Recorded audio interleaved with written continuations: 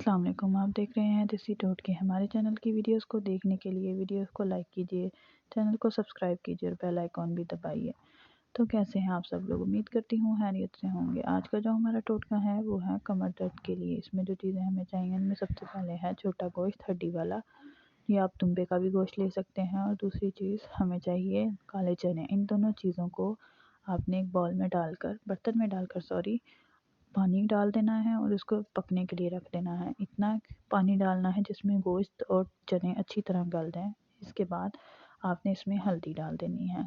अब हड्डियों को गोश्त से अलहदा कर लें और इसमें नमक डाल दें। अब आपने इन सब चीज़ों को अच्छी तरह मिक्स करके इसमें काली मिर्च अपनी ज़रूरत के मुताबिक इस्तेमाल करके इसको अपनी खुराक का हिस्सा बनाएं। आपको इंशाल्लाह बेहतरी महसूस होगी। आप हमें हमारी ऑफिशियल वेबसाइट पर भी फॉलो कर सकते हैं।